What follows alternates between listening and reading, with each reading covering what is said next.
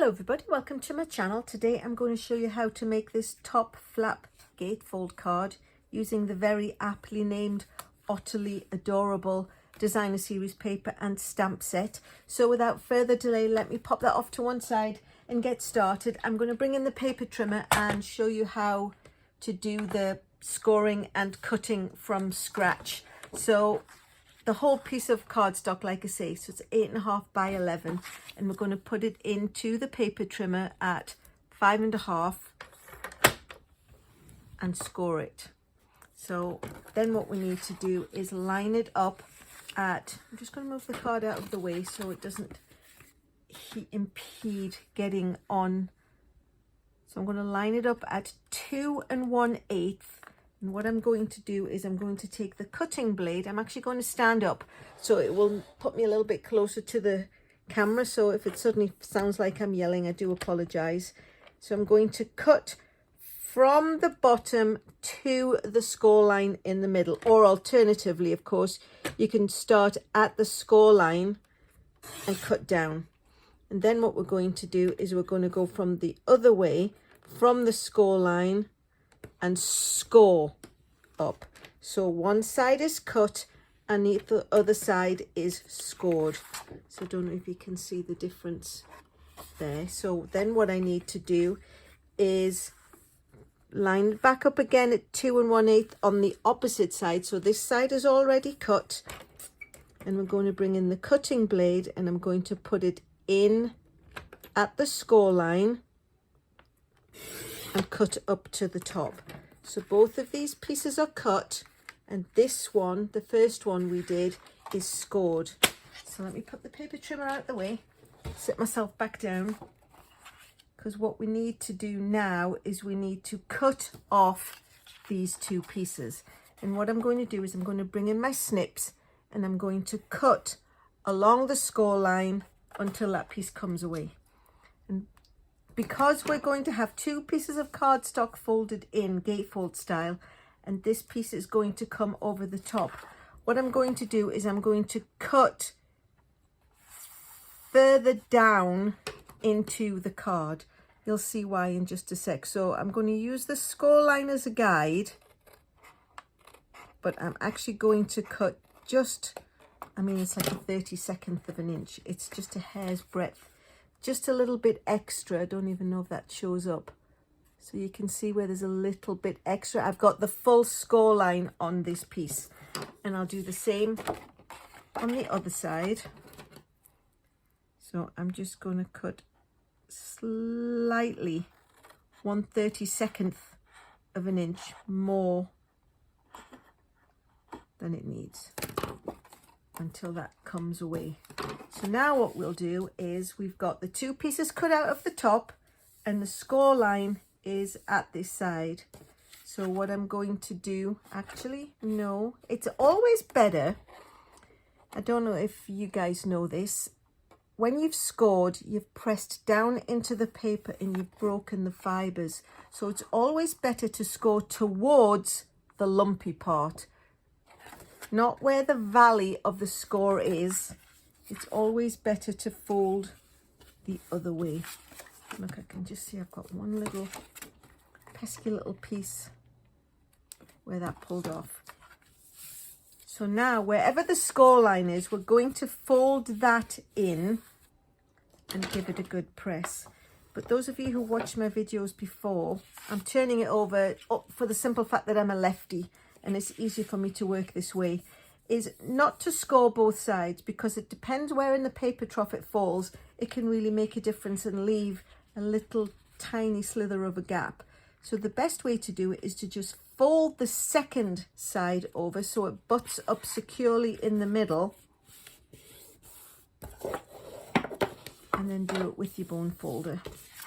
So you've got a nice even seam. And now this piece is going to fold over, but like I say, where you've got the width of this piece is trying to counterbalance the double thickness of the cardstock. So we can go backwards and forwards and see which is the best way without it damaging the fold. There is a little bit at the bottom here. Again, that's because of the way it landed in the paper trough, and now it's trying to fold over 2 pieces of cardstock. So hopefully that won't be too distracting. So what we need to do now is set that to one side, and we're going to do a little bit of stamping, only because I want to stamp onto the piece that goes on the inside. And this is 4 by 5 1/4. There are 3 pieces of designer series paper, and they're all 4 by 5 1/4. This one just came off an extra sheet. These 2 were from the same sheet. So we're going to choose one to be the front, which will be this one. This one we can turn over and cut in half. This one was already cut in half. So this is 4, so I'm just going to cut it at 2. Normally we would cut this down to be 1 7/8 so it layers on, but I'm going to show you a version of it when we get all the pieces on. So this is the piece that goes on the front.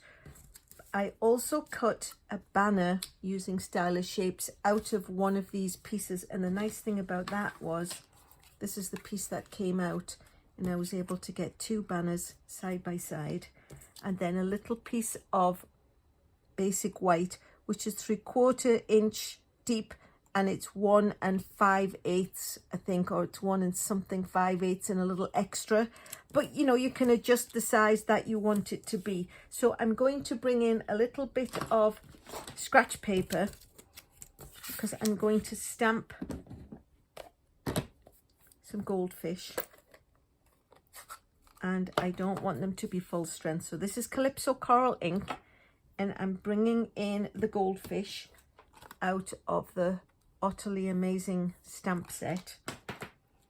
And what I'm going to do is I am just going to ink it up full strength, stamp it off on the scratch paper, and then pop it in the corner. And likewise, I'm going to do the same on this little piece. So I'm going to stamp it up full strength, stamp it off, and do the bottom half again full strength, stamp it off, and stamp it onto that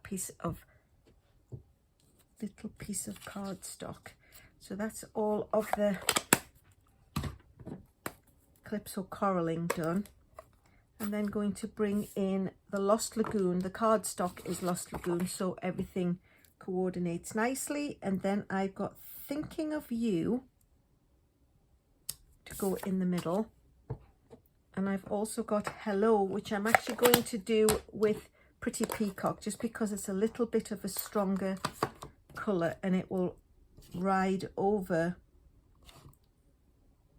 a little Calypso Coral, whoops, stamped of fish. And both of those greetings I got from Simply Said. So I've got the Hello and I've got the Thinking of You. So that's all the stamping done. And now we can get on to the fun part of the assembling. So the basic white piece is the inside.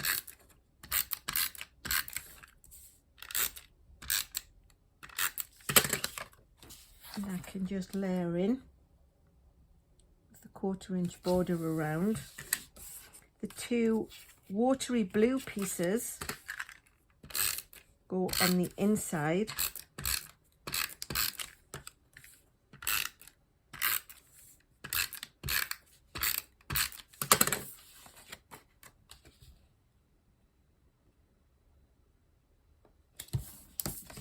One on each side, of course. So that went really quickly. And then for the front, I'm going to put these little playful otters on.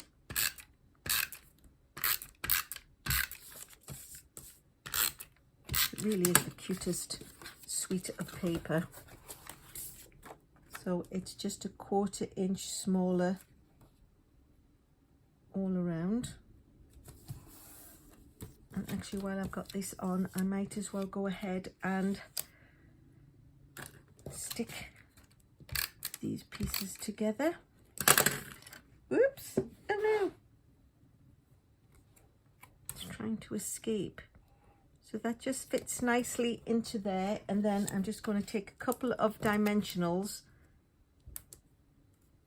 And the reason I stamped the goldfish, or whatever they are, little school of fish, is because the ones on the paper are actually Calypso coral. And where I wanted to put the hello, I felt it sort of carried that theme through. So now the middle piece, like I say, normally we'd cut these down to be 1 7/8, but if you fill it with the pattern, so the original one has the greenery inside. You could, if you wanted to, put more otters on the inside and have a double display. And if you've done it 2 inches, they come a lot closer together. I'm actually just going to stick with the greenery, but it depends on which pattern of designer series paper you use, of course.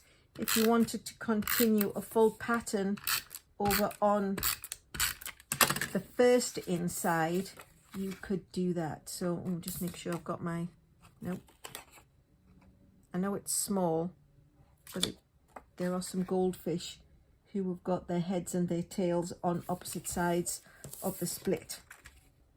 Oh, I don't think I put that on very straight, did I? Let me just quickly pop that off. Try again, Alyson. That's the problem when it's so close to the edge. Oops. There we go. And then you can see these little fish sort of have that continuation going over. And I can see here there is a little bit of creased cardstock. So again, I'm just going to bring in my snips and just cut it out of the way. And I mean, you can see how much of a slither I'm removing. So it doesn't really need to be a lot. But if you've got a piece that's folding over and it's not looking super nice, it's also not going to allow the card to fold flat particularly. So there we have it, 2 the same, top flap, gatefold, nice little message hidden inside. I do like cards where there's sort of like 2 steps to get to the inside, and it stretches the fun for your recipient to say what you're trying to message them about.